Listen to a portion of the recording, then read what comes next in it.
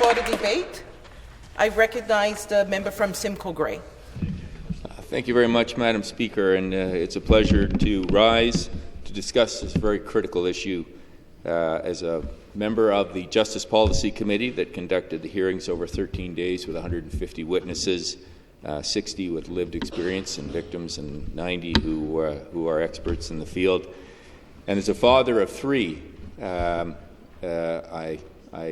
echo my colleagues' comments that this is an issue that pervades all of society. It's not one gender or the other. It's not pitting one gender or the other. We all have to stand shoulder to shoulder on this to make the difference.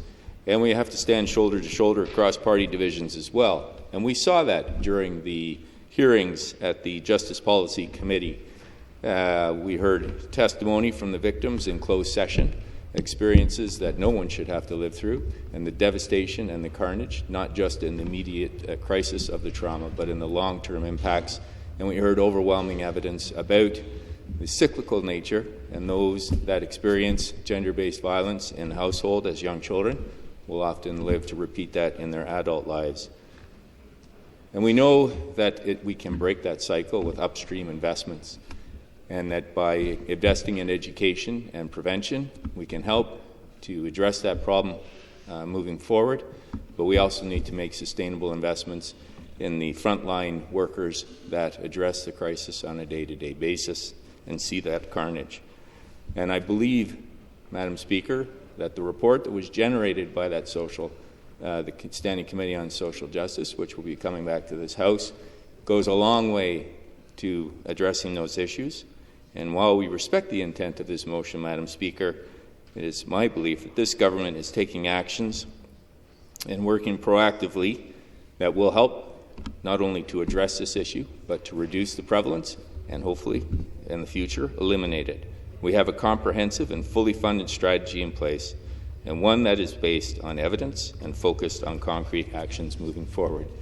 And we've heard many times the Associate Minister on Women's Economic Affairs stand in this House and talk about the investments we are making in ensuring that women have an economic future, that they have a sustainable future so that they can escape this cycle and that they can move forward with their lives.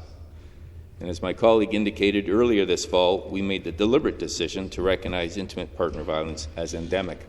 And this decision was not taken lightly. It was made, as I said, after extensive hearings, and but we made that declaration, Madam Speaker, together with an action plan. We need to move forward on this issue. It is more than labeling. It is addressing this issue at its root causes to make sure that we can move forward and ensure the safety and health of all our residents across the province.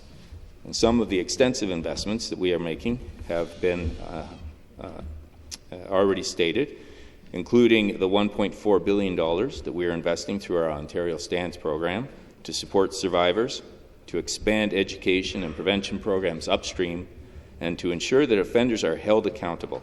And these are tangible actions that reach across our communities in this province. And Madam Speaker, I stand behind those initiatives. We will be moving forward. This is an issue that needs to be addressed, and we will do that. Thank you.